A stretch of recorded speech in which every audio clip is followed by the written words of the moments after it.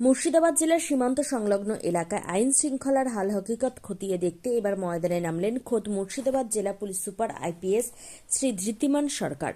শুক্রবার সন্ধ্যের সময় লালগোলা থানায় আকস্মিক পরিদর্শনে উপস্থিত ছিলেন মুর্শিদাবাদের পুলিশ সুপার।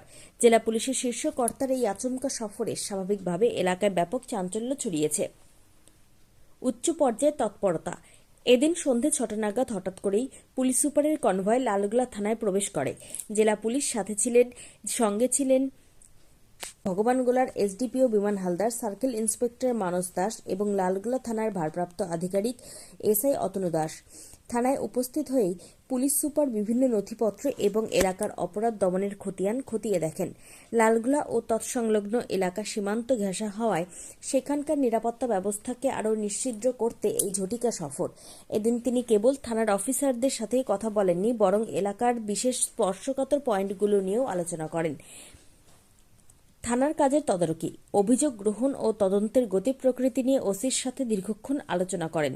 সীমান্ত নিরাপত্তা, সীমান্ত পথে পাচার রুখতে এবং অনুপ্রবেশ ঠেকাতে পুলিশের নজরদারি আরও বাড়ানোর নির্দেশ দেওয়া হয়।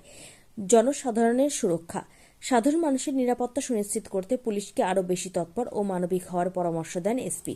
পুলিশ সূত্রে জানানো হয়েছে, এটি একটি রুটিন ভিজিট হলেও এর মাধ্যমে নিচুতলায় পুলিশ কর্মীদের মনোবল বৃদ্ধি এবং কাজের স্বচ্ছতা বজায় রাখাই মূল লক্ষ্য। পরিদর্শন শেষে আইপিএস শ্রী ধৃতিমান সরকার এবং অন্যান্য উচ্চপদস্থ আধিকারিকরা পরবর্তী কর্মসূচির উদ্দেশ্যে রওনা দেন। পুলিশের এই কঠোর ও তৎপর মনোভাব দেখে খুশি এলাকার সাধারণ নাগরিকরা।